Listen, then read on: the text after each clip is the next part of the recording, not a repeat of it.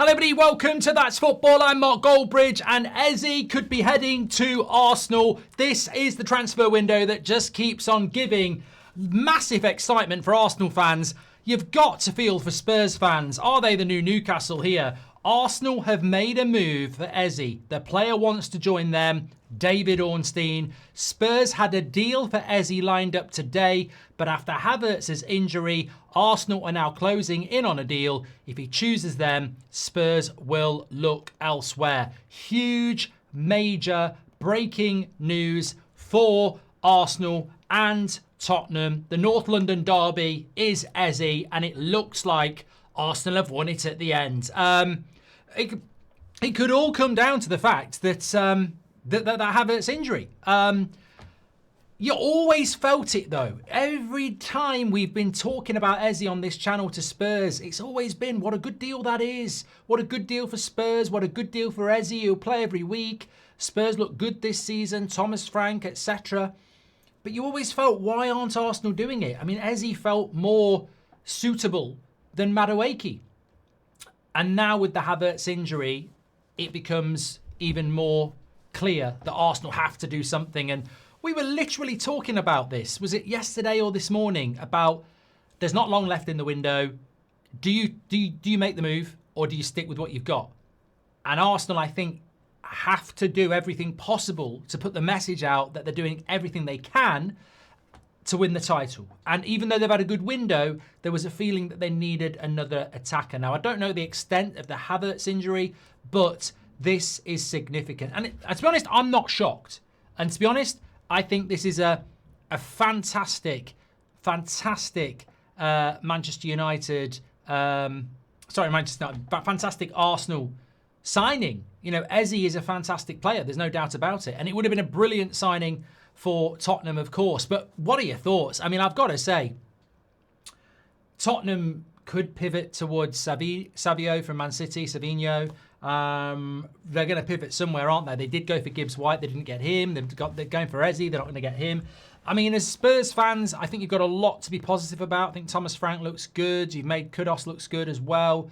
But Gibbs White, now Eze, you will be feeling third time lucky, and where they go next, we'll have to wait and see. But I can only see him signing for Arsenal now. If David Ornstein is saying that the player wants Arsenal, and yeah, you know, you can only see an Arsenal deal. You can only see an Arsenal deal, and it's a fantastic deal for them as well. Absolutely fantastic. Where he fits in. Look, I was literally seeing people online sort of talking about whether it's a good move for Eze to go to Arsenal, thinking about the World Cup, etc.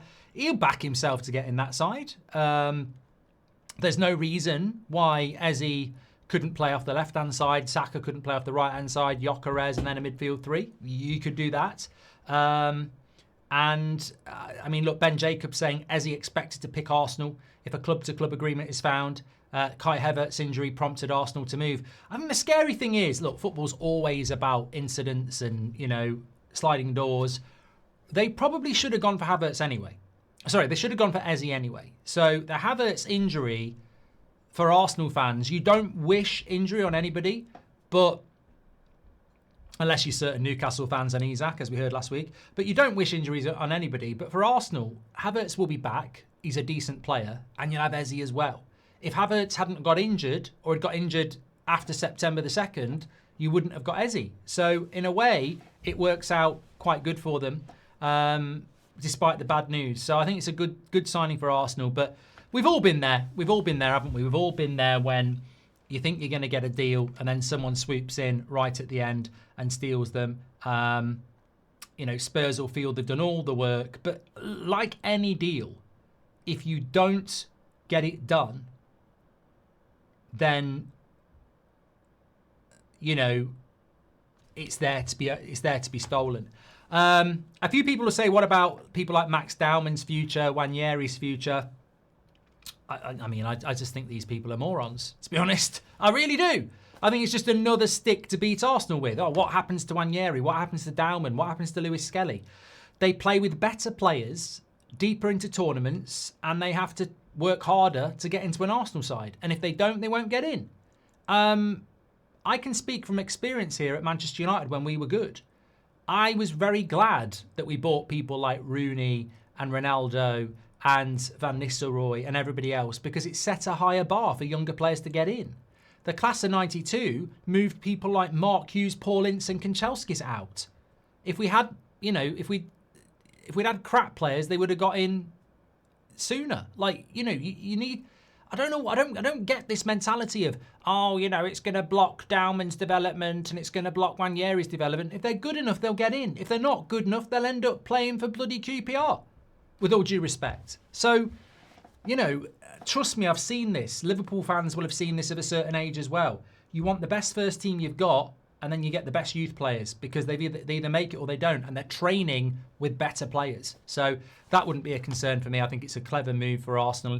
Probably only criticism I would say is what I said yesterday. They probably should have been doing it anyway, but absolutely fantastic deal. Get your comments in below. Where Spurs go next, I don't really know.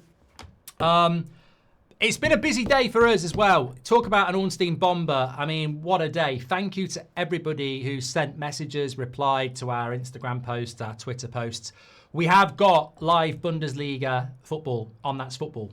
Starting on Friday, we have live exclusive footage of the Friday night game this season.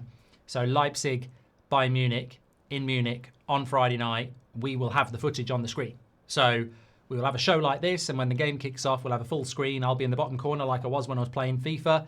The evolution of this community is unbelievable. Obviously, haters are going to hate, but the reason the Bundesliga are doing this is because of you. So people can talk about, oh, you've said this before, you've said that before. They're not bothered about that. What they're bothered about is promoting the Bundesliga to the people that matter, and that's you, this community. That's why they're doing it. It's not because of me. It's because of this community. It's because they want you to watch the Bundesliga, get interested in it. They want to, and to be honest with you, regardless of what happens, we've been on the BBC News, we've been in loads of articles. The Bundesliga has never had as much publicity in the English game since Harry Kane left.